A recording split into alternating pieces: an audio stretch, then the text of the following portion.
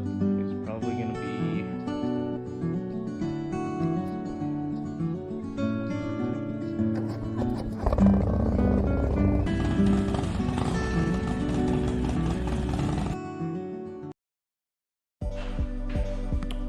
Hi everybody, welcome back to the channel. If this is your first time here, please consider subscribing.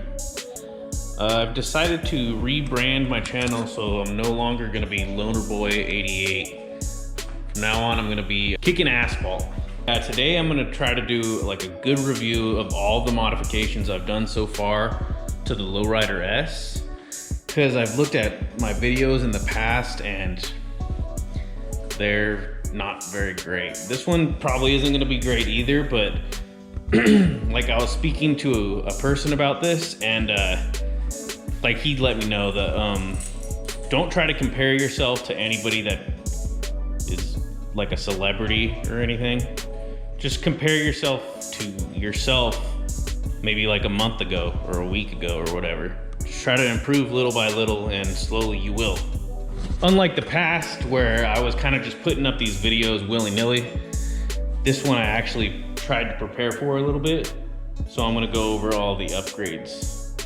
Okay, first upgrade to the bike, you can see it right here, is this ram mount. I'll set the camera down so you can, okay.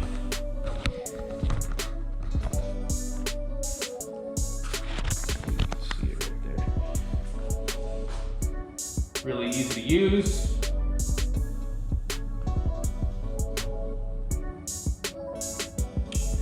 The thing is that's very important about this mount is to make sure you use this, because I've had this mount in the past and I was just riding around the city thinking that it would be fine without this, and my last phone, unfortunately I dropped it and it broke. So other than that, I mean, it's a really good mount, and I'm gonna put links to all of these upgrades in the description. The next upgrade to the bike probably be the exhaust. And yeah, I don't have much to say about the exhaust other than it sounds and looks really good. I like these chrome accents, or these stainless accents on the end right here. And not only does it sound really good, I mean, it performs. I never dynoed the bike, but according to my butt dyno, it performs amazing. Like when you get above 3,500 RPM, oh man, this bike is a rocket ship. Next up, I just put a K&N from Harley-Davidson, the air filter element inside of here, because I didn't see the need to upgrade the entire intake system. Because supposedly these, well, I don't know about all the Softails, but this one in particular, supposedly it comes with a high flow intake system already. So I'm sure some people will say that that's not true. You do need to upgrade, but I don't know. I think it's all right. I don't think I'm ever gonna upgrade that, to be honest. Next upgrade, you may notice right here, Saddlemen seat. Got the stock seat up there. I've been trying to sell that for almost a year now. Nobody wants to buy it. But yeah, this Saddlemen, it was very firm and uncomfortable at first, and I was very disappointed because it's not cheap, it's an expensive ass seat. But yeah, after I've been riding for about, the bike has like 2,500, and I got it put on about 500-600 miles. So almost 2,000 miles I have on that seat, and I don't know, I'd say after the first, not even 1,000, maybe like 600-700, it was pretty much broken in, and it's very comfortable. I didn't opt for the gel padding that you can get up top because I never ride with a passenger, but yeah, that is an option.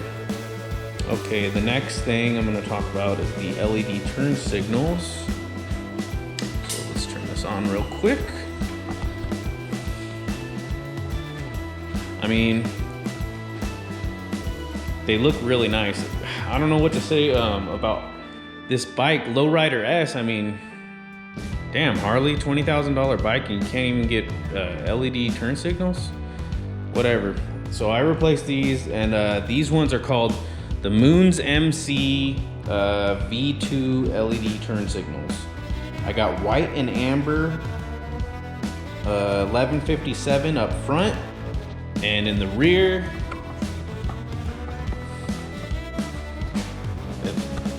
they're not running lights. They only come on when I put the signal. But in the rear, I got red 1156. So as you can see, when I put this on, it goes. And then it goes from white to actual yellow. So those are really nice. And let's just see what this side looks like too.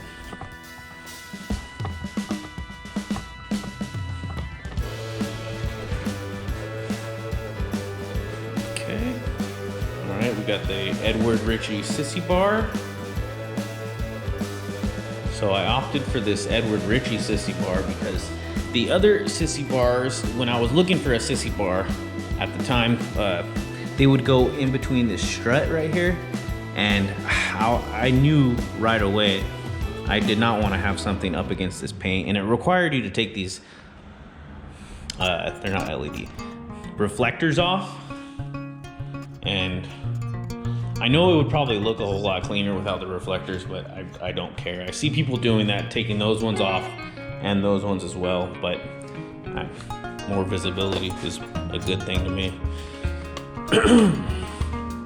But yeah, I didn't want something inside the fender, because that would just scratch up the fender.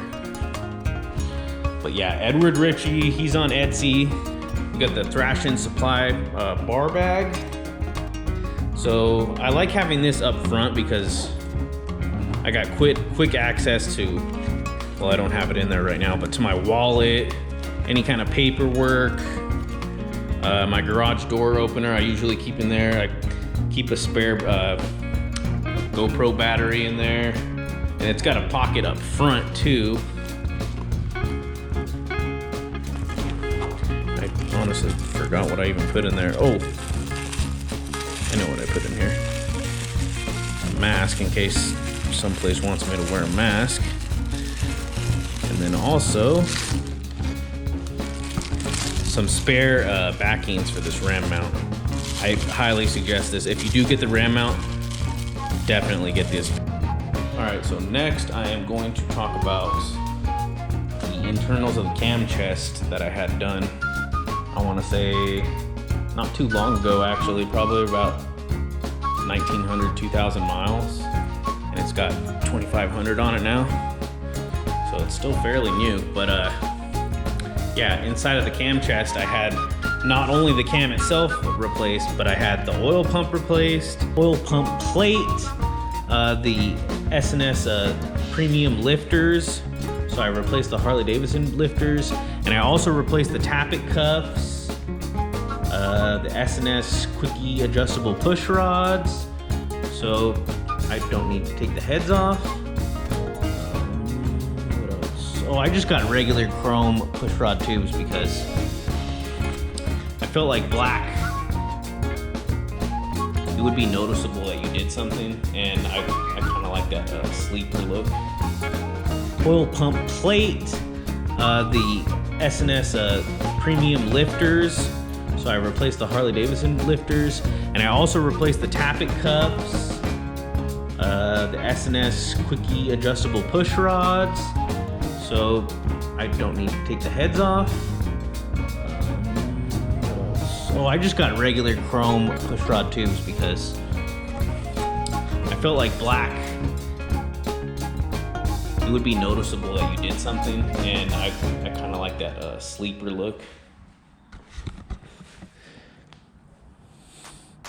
And I ordered everything inside of the cam chest kit through Speed King Cycle. And I was running a Vance & Hines Fuel Pack 3, like when I first put this exhaust on. But as soon as I switched that cam out, I changed the tuner over to a Power Vision. And I ordered that through Fuel Moto because, I don't know, everybody on the forum says that Fuel Moto does a good job sending you maps. Kuryakin, this lay down license plate. It used to be straight up and down, and it was very ugly. I think it looks cleaner. Got that on a Black Friday special. And I also got this on a Black Friday special. This is next on the list. I don't know if you can see it in there. Trask, it's a vented transmission top cover. And I know the 2019 and a half and up Harley-Davidson motors are Milwaukee 8s are no longer supposed to have this oil sumping issue, but you know, I spent way too much money on this bike and I'd rather be safe. So yeah, that transmission top cover combined with the oil pump, I should not have any issues at all. And then to top it off, I got this oil pressure gauge from A1 just to monitor when I'm going down the road and make sure I'm not running on empty or anything. All right, thanks. Like, comment, subscribe.